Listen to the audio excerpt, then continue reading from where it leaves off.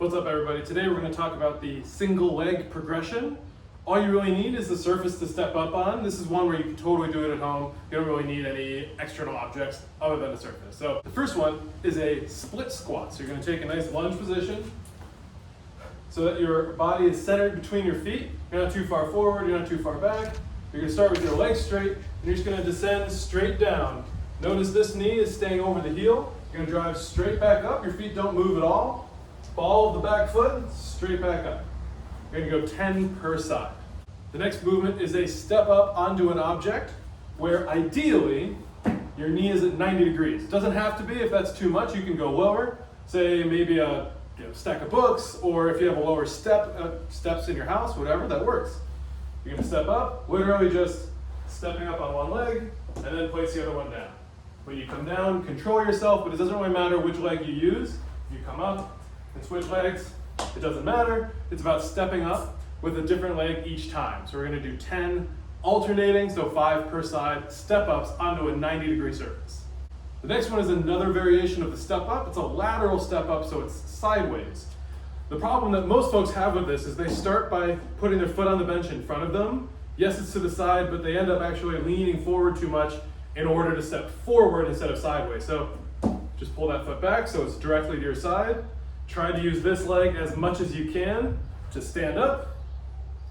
What we want to avoid is one of these, where this leg is doing all the work. You're going to control yourself back down. We're doing 5 all on the one side, and then 5 on the other side. Drive straight up, control down. This next one is a little bit harder for most folks, but that's why it's later in the progression. See what we're doing here? So you're going to take a nice wide stance, and then you're going to drop down so you're almost in a one-sided air squat with the other leg staying straight. So I'm going to go down, chest stays up tall, staying balanced on my foot so I'm not leaning in or out. I'm going to drive straight back up. If you can't get that low, that's okay. That's the point of this, is to stretch out your hips a little. So if that's all you got, come on up. What we don't want is this bending forward, and we don't want the knee to come in. We want it to push out just like a squat. Control, get as deep as you can, come on up. That's the Cossack squat.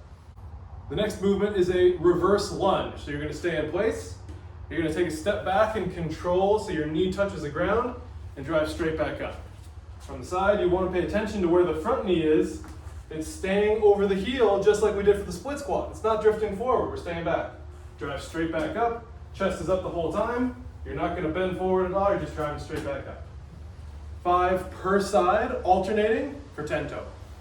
The next movement is a walking lunge. Instead of lunging backwards and forwards in the same place, you're going to move through space. So you're going to start by taking that big step forward, control the back knee, control the front knee, push forward. Another step, down, push forward. You're going for 10 total, 5 per side. The last movement is a Russian step up, which means you're using a little bit more ballistic force. You're trying to explosively move through space. And that's why it's the last one, because we can't be explosive unless you have some basis of stability, and that's what we're working on up to this point. But a Russian step up, use the same surface. You're going to plant your foot and you're going to drive up in a straight line, and this leg in one smooth movement is going to come up into a kick in the front. You switch sides, big kick. What I'm not doing is I'm stopping anywhere in the middle. It's not choppy, I'm not leaning forward. It doesn't look like this, where it's a bunch of little pieces. It's one fluid movement. Remember, at any time in this progression, if you get to a point where you don't have the skill or the strength, where you can't do it pain-free, or even you just get tired, stop wherever you are and go back to the beginning of the progression. We just start working up and up and up. Over time, you'll be able to get further and further and further. This is a great test for us. It's a good benchmark to see how well you're doing. And it's also a good way for you to continually learn new skills and make progress, or fall back on a day where maybe you're feeling extra tired and not very recovered.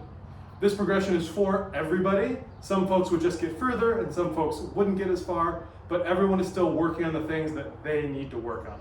The basics will always be a fallback for us. The basics will always be the most important thing that we're going to work on.